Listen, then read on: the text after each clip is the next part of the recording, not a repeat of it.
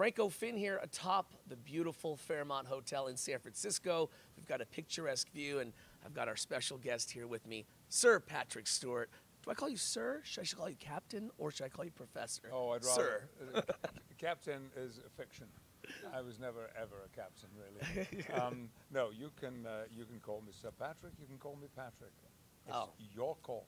You've got many different, I'm sure, names that many people call you on the streets and everything. I mean, obviously, we're here to promote your latest film, which is Match. Let's talk about that first. Your character, very different from, obviously, a lot of the characters that many and millions of people around the world are used to seeing you.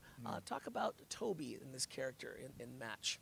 Tobi is a man my age. He is a dance teacher at the very prestigious Juilliard School in Manhattan. He has had a life in classical ballet, first as a dancer, then as a choreographer, choreographing ballet for opera, and finally as a very fine teacher. He has a visit from a young couple who have asked if they can talk to him about the history of American dance in the 20th century, because the young woman is writing her thesis on this subject. He agrees that they should come to his apartment and interview him. Everything goes well for a while, but then the questioning takes a very unexpected course and becomes increasingly less and less about ballet. And after a while, we understand that their reason for being there and talking to Tobi is very, very different from what he believed. And that's when things start to go seriously wrong. There's even violence. And as a result of the revelations that occur during this conversation, the lives of all three characters are significantly changed. Now, what drew you to this character when you read the script and said, you know, I really like this character, and what is it about that character, you know, the traits that really drew you to them? Well, there is, first of all, a strong narrative, and that's always what appeals to me. I've been passionate about storytelling since I was a kid, and I love the idea of telling a story that takes you on a journey, that goes somewhere and ends up somewhere unexpected. I once read that the great, wonderful British actor Michael Caine has a technique for reading scripts. He reads the first page and he reads the last page, and if they look the same to him, he throws the script away. Because you hope that there will be some significant development. There is in this. So Tobi has one kind of life, but as the film progresses, we learn that that life has been at the cost of other things, and it's these other things that are at the heart of the drama of the movie. That's great. And what was it like working with that cast, you know, with Matthew Lillard and Carla? And I mean, I was looking at the trailers, looking at the previews. It was just great chemistry. I mean, like you said, it went from, you know, calm, and then all of a sudden you see in the trailer, you know, physical violence and things, and, you know, anger and whatnot. But what was it like working on set with these guys? It was the grandest experience. We filmed Match in 15 days. Wow. That's 15 days of shooting. It was mostly in an apartment, actually not in the part of Manhattan that it's meant to be in. It was actually in Brooklyn, and so I only had a few minutes drive to work each day. And we lived and worked in this apartment. We ate our breakfast before the work began at the kitchen table where many of the bigger scenes take place. I would nap on the bed when there was time to have a nap on Tobi's bed. This became home for us. And because we were in a very small space with a film crew, technicians, we all had to be quite respectful of one another. The contribution of Matthew Lillard and Carla Gugino cannot be overestimated. They bring so much truth and complexity and emotion to the roles that they play that at times they seem to swamp the scenes with who they are and what they are. I found it very exciting because I've always been drawn to the idea of ensembles, of companies. It's been a characteristic of the work I've done since I was 19, from working with the Royal Shakespeare Company to working on Star Trek: The Next Generation. We were a company, and very quickly, the three of us, with Stephen Belber, our writer-director, we became an ensemble too. And although it's true, Tobi probably does most of the talking, this is a movie with 3 leading roles. Oh, fantastic. It's great. And let's talk about some of your roles that you've had over the years, of course, you know, from stage to film and voiceovers, everything in between. Is there anything in particular for you, Patrick, that you enjoy most doing? I mean, you know, fondest memories. I mean, a lot of people know you for many different things. And I have fond memories of most of those many different things. At the beginning, all I wanted to be was on a stage. If it could be a good stage, that would be nice. If I would be working with good actors, that would be nice too. On a wonderful play, if it could be Shakespeare, that would be preferable, and with a marvelous director. I was lucky in my early years working in provincial theater to have those kind of experiences, but the turning point for me was when finally, after 3 years of trying, I was accepted by the Royal Shakespeare Company in 1966, and I joined that company and stayed with them without doing anything else for 12 or 14 years. Many years, and I could not have been happier, because not only was I working on Shakespeare with the best people working in England at that time, actors and directors, but we were also doing contemporary plays. We were doing Tom Stoppard, Harold Pinter. We were making films, television programs. So there was a real diversity of work available for us within the RSC, which is why I stayed, and indeed even made my life in Warwickshire, in Shakespeare's hometown. And what was it like getting knighted by the Queen herself? I mean, that must have been an amazing notch on your belt there. Well, yes. It perhaps was the most fantasy-like moment in a career which has had some fantasy in it, because I had never expected that honor. In fact, I almost didn't get it, because I'd carried a lot of mail in a plastic bag on location where we were shooting Macbeth. And when I arrived in this little motel we were all living in, I dumped it in a closet, and I found it 10 days later. When I was putting on my coat to go to work one morning, early one morning, and I thought, oh Lord, I'd better look through this. There's bills and things here. And there was a brown envelope from the Cabinet Office, and I opened it, and there was the invitation to accept a knighthood. And it was a completely unreal morning. It was raining very heavily.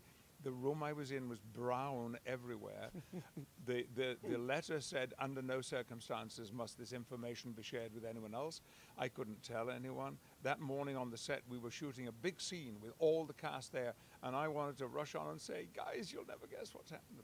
But you had to keep it under the ropes. I could not, So it was exciting, and going to the palace with my then fiancée, now my wife, and my brother and his wife was as good an experience as I've ever had.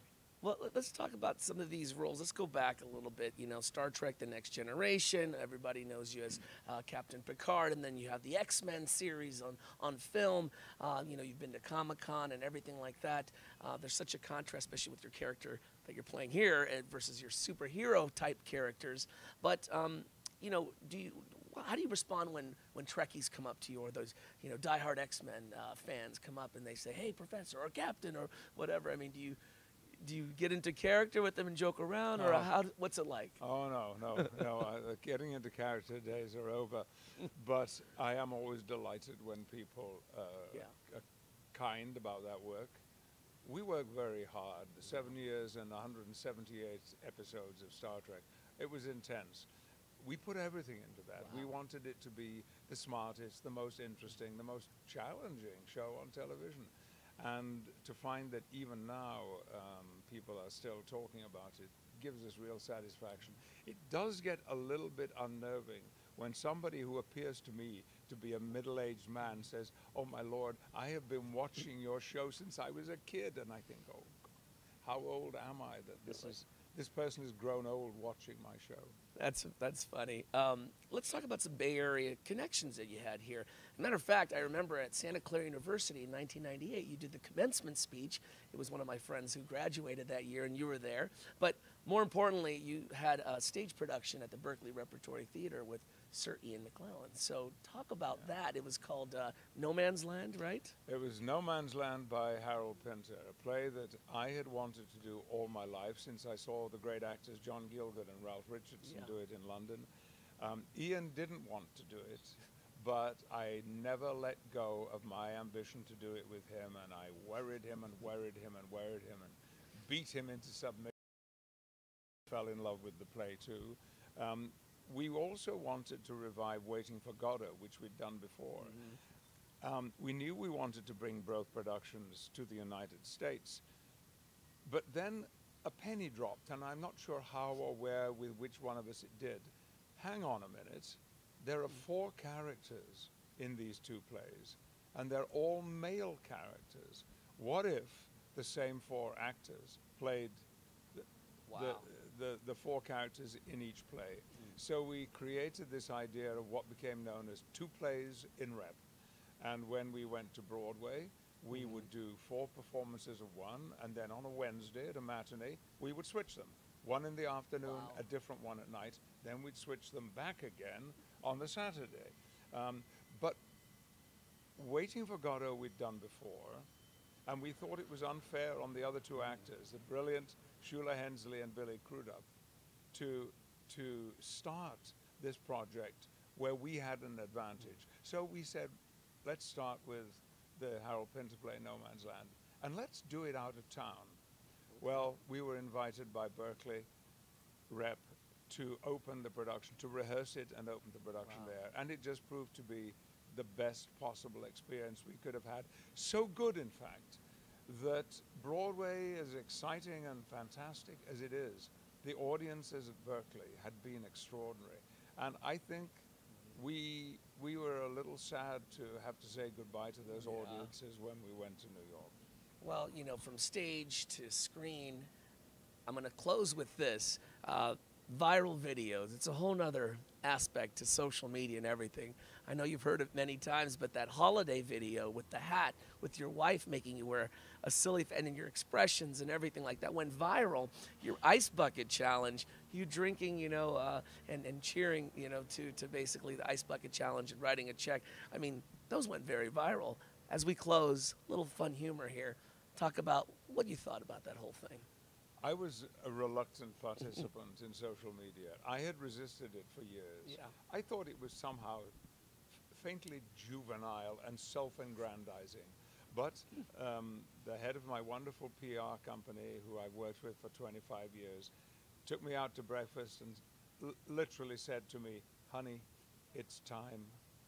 And so I chose Twitter because I was fascinated by this 140 characters and how much could you communicate in that. Well, our first successful tweet was to do with Time Warner, I'm afraid, and that connected me to millions of other people who were having the same problems, and I discovered it was fun. We laid down certain rules: never tweet when you've been drinking, never tweet if you're not sure that it's the right thing to do. Sleep on it and look at it again in the morning. But then with my wife, who was much more sophisticated about social media than I was, she is my advisor, my counselor, my taste arbiter, and also a creative input. The lobster costume was not my idea. The Christmas hat was not my idea, but we had fun with them, and you know, it's enabled me to say, excuse me, I'm not quite the person that you always all thought I was. There may be something a little different going on here. And I think that's what everybody loved about it, and that's probably why it went so viral. But brilliant on the part of your wife and your team, and you know, you be of course the subject of it all, and a brilliant performance as well for the match, which is coming out January 23rd. Sir Patrick Stewart, a pleasure, and I'm honored to be here next to you. And I got to say, you know, this is going to be a great film, and I can't wait for everyone to see it. So thank you. And we can't wait to see the next viral video from Sir Patrick oh, yeah. as well. There are plans afoot. Stay tuned. Thank you.